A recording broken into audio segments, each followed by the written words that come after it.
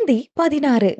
சில தினங்களுக்கு முன்பு அம்ருதாவிடம் வம்பிழுத்த அதே நபர்தான் தன் நண்பர்களுடன் மீண்டும் அம்ருதாவை பற்றியும் அவளது கடந்த காலத்தை பற்றியும் மோசமாக பேசிக் கொண்டிருந்தான். அவன் பேசியதை கேட்டவர்கள், அப்படிங்கிற ஒருவேளை இருக்குமோ என்றதும், ஆமாடா என்று சிரித்தபடியே அவர்களுக்குள் மேலும் பேசத் தொடங்க, இன்னும் இங்கேயே நின்றால் தேவையில்லாத வார்த்தைகளை கேட்க நேரிடும். அம்ருதாவின் கடந்த காலத்தை பற்றி எதுவுமே தெரியாமல் இவனிடம் வாக்குவாதத்தில் ஈடுபட்டாலோ அல்லது சண்டையிட்டாலோ, ஒருவேளை அது அம்ருதாவிற்கே அவமானமாக திரும்பிவிட்டால் என்ன செய்வது என்று எண்ணியவன் ஐஸ்கிரீம் வாங்கியதும் வேகமாக அந்த இடத்தை விட்டு விலகிச் சென்றான். அவனால் அம்ருதாவை பற்றி கிஞ்சித்தும் தவறாக நினைக்க முடியவில்லை. ஆனால் அவன் மனமோ, இது என்னடா பெரிய தலைவலி என்று எண்ணிக்கொண்டது. எவ்வளவு முயன்றும் அவர்கள் பேசிய வார்த்தைகளில் இருந்தும் அதனால் ஏற்பட்ட குழப்பத்தில் இருந்தும் வெளிவரவே முடியவில்லை. தன்னை சாதாரணமாக காட்டிக்கொள்ள முயன்று அதில் தோற்றுப்போனான் ஹர்ஷா. ஆத்யாவிடம் ஐஸ்கிரீமை கொடுத்தவன் அமைதியாக அமர்ந்து கொள்ள, இவ்வளவு நேரம் நன்றாக பேசி சிரித்து விளையாடியபடி இருந்தவன் திடீரென அமைதியானதும் அம்ருதாவிற்குத்தான் என்னவோ போல் ஆனது. அவனது குழப்பமான முகம் அப்பட்டமாக தெரிய, வேலையில ஏதேனும் பிரச்சனையா இருக்குமோ என்று எண்ணிக்கொண்டவள் அவன் முகத்தையே ஆராய்ச்சியாக பார்த்தாள். நேற்று வரை நல்லாதானே இருந்தான், இப்போது கொஞ்ச நேரம் முன்னாடி வரைக்கும் கூட பிள்ளையுடன் மகிழ்ச்சியாக இருந்தானே என்று எண்ணியவளுக்கும் முகம் வாடி போனது. கடலையே வெறித்தவாறு அமர்ந்திருந்தவன் பிறகு ஆத்யாவின் அப்பா என்ற அழைப்பில் சுயமடைந்தான். சிறிது நேரம் ஆத்யாவுடன் செலவழித்த பின்னர் அம்ருதாவை பார்த்து, கிளம்பலாமா என்று முகத்தை ஒன்றென்று வைத்துக்கொண்டு கேட்க, அவளுக்கோ அழுகையே வந்துவிடும் போல் இருந்தது. இது என்ன வேதனை! இப்போதான் ஏதோ கொஞ்சம் சந்தோஷமாய் இருந்தேன், இந்த விதிக்கு அது பொறுக்கலையா என்றெண்ணியவள் ஆத்யாவை தூக்கிக் கொண்டு அவன் பின்னாலேயே நடந்தாள். காரினுள் ஏறி வீடு செல்லும் வரைக்கும் கூட அவன் ஒரு வார்த்தையும் பேசவில்லை. மனம் வாடி போனாள் அம்ருதா. ஆத்யா வெளியே வேடிக்கை பார்த்தபடியே கேள்விகள் கேட்டுக்கொண்டே வர, அதற்கு அம்ருதா பதில் சொல்லவும் சில நிமிடங்களிலேயே வீடு வந்து சேர்ந்தனர். இன்னமும் அவனிடம் எந்த முன்னேற்றமும் இல்லை. இரவு உறங்கும் நேரமும் வந்துவிட்டது. இன்றும் காவேரி ஆத்யாவை தூக்கிக் கொண்டு தனது அறைக்கு சென்று விட்டார்.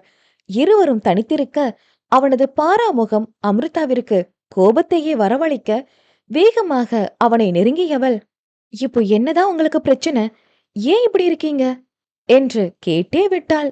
ஒன்னும் இல்ல அம்ருதா, நீ போய் தூங்கு என்றிட அதில் மேலும் மேலும் கோபமே துளிர்த்தது. இப்போ சொல்ல போறீங்களா இல்லையா என்றதும், இன்டீரியர் மாத்தணும்னு சொன்னேன்ல, எதுவுமே செட் ஆகலமா, அதான் கொஞ்சம் டென்ஷன், வேற ஒன்னும் இல்ல என்று கூறி சமாளிக்க, அவ்வளவுதானா, சரி அதனால என்ன, பொறுமையா யோசிச்சா கிடைக்க போகுது, இப்ப வந்து தூங்குங்க, காலையில எதுவா இருந்தாலும் பாத்துக்கலாம். சரி என்று எழுந்தவன், நீயும் வா தூங்கலாம் என்று அவளை படுக்கைக்கு அழைத்து சென்று அவளை அணைத்தபடியே உறங்கி போனான். அவன் உறங்கிவிட்டானா என்று உறுதி செய்தவள் அவனுடைய உறக்கம் களையாதவாறு மெல்ல அவனிடம் இருந்து விலகிச் சென்றாள். அவளது லேப்டாப்பில் இணையதளத்தின் உதவியுடன் உள்கட்டமைப்புகளை மாற்றுவது பற்றி அறிந்து கொண்டவள் ஏஐ உதவியுடன் அதனை வடிவமைக்கும் வேலையில் ஈடுபட்டாள். நேரம் விடியற்காலை 4 மணியை தொட, அப்போதே தனது வேலையை முடித்தவள் அனைத்தையும் எடுத்து வைத்துவிட்டு ஹர்ஷாவின் கை வளைவுக்குள் சென்று அவனது அணைப்புக்குள் நிம்மதியாக உறங்கி போனாள். அடுத்த நாள் காலை பொழுது அழகாக விடிய, தன் கை வளைவுக்குள் உறங்கிக் கொண்டிருப்பவளை பார்த்தவன் விழிகளோ அவளையே இமைக்காமல் பார்த்து கொண்டிருந்தன. அவனையும் மீறி தானாக அவளது நெற்றிகள் மொத்தம் பதித்தன அவனது தடித்த அதரங்கள். உன்னோட கடந்த காலம் என்னன்னு எனக்கு சுத்தமா புரியல அம்மோ, ஆனா அது என்னவா இருந்தாலும் கண்டிப்பா உன் மேல எந்த தப்பும் இருக்காதுன்னு நான் நம்புறேன். உனக்கு நான் எப்போதும் எந்த சூழ்நிலையிலும் துணையா இருப்பேன் என்றவனோ மீண்டும் அவளுக்கு ஒரு முத்தத்தை வழங்கியதும் உறக்கத்திலும் புன்னகைத்தாள் அம்ருதா. அதை கண்டு தானும் புன்னகைத்தவன் அடுத்த 1 மணி நேரத்தில் தன்னுடைய வேலையை பார்க்க தயாராகி இருந்தான். இரவு தாமதமாக உறங்கியதால் இன்னும் அவள் எழாமல் இருக்க, இவ்வளவு நேரம் தூங்க மாட்டாளே, உடம்பு எதுவும் சரியில்லையா என்று அவள் நெற்றியை தொட்டு பார்க்கவும், அவன் தொடுதலில் தூக்கம் கலைந்து எழுந்தவள் அவன் தயாராகி நிற்பதை பார்த்ததும் உடனே கடிகாரத்தை பார்த்தாள். அச்சச்சோ, இவ்ளோ நேரம் தூங்கிட்டேனா என்றவள் அவசர அவசரமாக எழ முயல, ஹேய், ஏன் இவ்வளவு அவசரமா எழுந்திருக்கிற? தூக்கம் வந்தா தூங்கு. உனக்கு உடம்பு சரியில்லையோன்னு தான் பார்த்தேன். அதெல்லாம் ஒண்ணும் இல்ல. ஒரு 5 நிமிஷம் இருங்க என்றவள் முகம் கழுவி விட்டு வந்ததும் தன்னுடைய மடிக்கணினியை எடுத்து அவள் தயார் செய்த இன்டீரியர் டெக்கரேஷன் ஐடியாவை ஹர்ஷாவிடம் திறந்து காண்பித்தாள். அதை பார்த்ததும் மிரண்டு போனான் அவன். அம்ருதாவை பற்றிய குழப்பம் ஒரு புறம் இருந்தாலும் ரெஸ்டாரண்டிற்கு சரியான ஐடியா கிடைக்கவில்லையே என்பதிலும் சற்று தலைவலியாகத்தான் இருந்தது அவனுக்கு. ஆனால் அவன் பிரச்சனைக்கு தீர்வுடன் வந்தவளை ஆச்சரியமாக பார்த்தவன், அம்மு, இத நீயா ரெடி பண்ணின? எப்படி பண்ணின என்று வியப்பாக கேட்டான். உங்களுக்கு பிடிச்சிருக்கா என்று தனது கைகளை பிசைந்தபடி அவன் பதிலுக்காக அவன் முகத்தையே ஆர்வமாக பார்த்து கொண்டிருந்தாள் அம்ருதா. அவன் இமை சிமிட்டாமல் அவள் தயார் செய்த டிசைனையே ஆச்சரியமாக பார்த்து கொண்டிருக்க, உங்களை தான் கேக்குறேன், பிடிச்சிருக்கா சொல்லுங்க என்று அவள் மீண்டும் கேட்க, பிடிச்சு இருக்காவா? ரொம்ப ரொம்ப பிடிச்சிருக்கு, இட்ஸ் அமேசிங் என்றவன் மறுநொடியே அவளை இழுத்து அணைத்திருந்தான். மகிழ்ச்சியின் மிகுதியில் அவள் முகம் முழுவதும் முத்தமிட்டவன் லேப்டாப்பை எடுத்துக்கொண்டு வெளியே வந்தான்.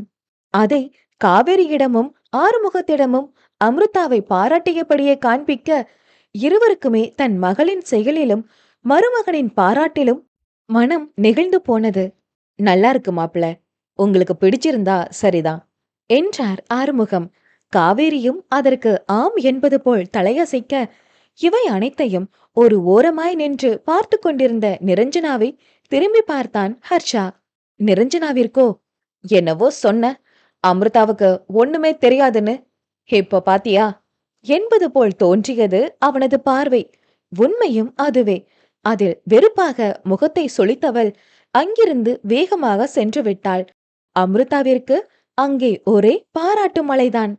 பின்னர் அவளை அழைத்து கொண்டு அறைக்குள் சென்றவன் அமிர்தாவிடம், இதே டிசைன் தான் நம்ம ரெஸ்டாரண்ட்ல வைக்க போறேன் என்றான். அவளும் சரி என்பது போல் தலையாட்ட, ஆனா அமிர்தா, ஃபெஸ்டிவல் டேஸ் வருது, இத நான் சீக்கிரமே செஞ்சு முடிச்சாகணும். உங்க வீட்டுக்கும் ரெஸ்டாரண்ட்டுக்கும் தூரம் அதிகமா இருக்கு, டைம் ரொம்ப வேஸ்ட் ஆகுதாமோ. நான் வீட்டுக்கு போகவா? நீ வேணும்னா இன்னும் 2 நாள் கூட இரு, நான் அப்புறமா வந்து கூட்டிட்டு போறேன் என்றதும் அவனை பார்த்து முறைத்தவள், அதெல்லாம் ஒன்னும் வேண்டாம், நாங்களும் உங்க கூடவே வரோம் என்றதும் அவனுக்கு மகிழ்ச்சியாக இருந்தாலும், நீ இருக்கணும்னு ஆசைப்பட்டா இருந்துட்டு வா அம்மு என்றான் அவளது ஆசைக்காக மட்டும். இல்ல, நாங்களும் வரோம் என்றவள் அதற்கு மேலும் அவனது பதிலுக்காக காத்திராமல் தன்னுடைய உடைமைகளை அவசர அவசரமாக எடுத்து வைத்துவிட்டு தானும் தயாராகி ஆத்யாவையும் தயார்படுத்தியவள் தன் அன்னையிடம் கூற சென்றாள். அம்மா, அவருக்கு முக்கியமான வேலை இருக்கான், அவரால இவ்வளவு தூரம் வந்துட்டு வந்துட்டு போக முடியல, அதனால நாங்க இப்பவே எங்க வீட்டுக்கு கிளம்புறோம் என்றதும் காவேரிக்கு திடீரென கூறுவதால் முகம் வாடி போனது. ஆனாலும் தன் மகள் எங்கள் வீட்டுக்கு போகிறோம் என்று உரிமையாக கூறியதில் அவருக்கு மகிழ்ச்சிதான். சரிம்மா, மாப்பிள அவசர வேலையெல்லாம் முடிஞ்சதும் இன்னொரு நாள் கண்டிப்பா வந்து 2 பேரும் 1 வாரம் தங்கிட்டு தான் போகணும் என்றதும் ஹர்ஷாவும் சரி என தலையாட்டினான். மூவரும் கிளம்பிச் செல்ல ஆறுமுகத்துக்கும் காவேரிக்கும் முகம் வாடினாலும் நிரஞ்சனாவோ, அப்பாடா, சனியனுங்க போய் தொலைஞ்சுதுங்க என்று நிம்மதி அடைந்தாள். நாட்கள் அதன் போக்கில் சென்றது. 2 மாதங்கள் முடிவடைந்த நிலையில் ஹர்ஷாவும் அமிர்தாவும் சிறந்த கணவன் மனைவியாய் மாறிப்போயினர். ஒருவருக்கு ஒருவர் நன்றாக புரிந்து கொண்டு அவரவர்களுக்கு தேவைப்பட்ட தனிப்பட்ட சுதந்திரத்தையும் இடைவெளியும் கொடுத்து நன்றாகவே வாழ்ந்து கொண்டிருந்தார்கள். அவர்கள் வாழ்வு காதல் கூடல் என மகிழ்ச்சியாக சென்று கொண்டிருந்தது. ஆத்யாவிற்கு இன்னும் 2 நாட்களில் பிறந்த நாள் என்பதால் அன்று அமிர்தாவுடன் ஷாப்பிங் மாலுக்கு சென்றிருந்தான் ஹர்ஷா. ஆத்யா அவள் விருப்பத்திற்கு ஜாலியாக ஓடிக்கொண்டிருக்க இருவரும் அவள் பின்னாடியே சென்றனர். அதே தருணம் தாரிகாவும் அங்கு வந்தவள், ஹர்ஷாவை பின்னிருந்து பார்க்கும் போதே அடையாளம் கண்டு கொண்டாள். அவனுடன் இருக்கும் அவனது மனைவியை இன்று எப்படியாவது பார்த்துவிட வேண்டும் என்று அவர்கள் கண்ணில் படாமல் அவர்களை பின்தொடர அம்ருதா திரும்பியதும் தாரிகாவிற்கு அதிர்ச்சியில் மயக்கம் வராத குறைதான். இது அவதானே? அ- அம்ருதா தானே என்றவள் மீண்டும் ஒரு முறை நன்றாக ஒற்று நோக்க, ஓ மை காட், இது அவதான், அவளேதான் என்றவளது முகத்தில் அதிர்ச்சி, ஆச்சரியம், சந்தோஷம் என பலவாறான பாவனைகள் தோன்றி மறைந்தது.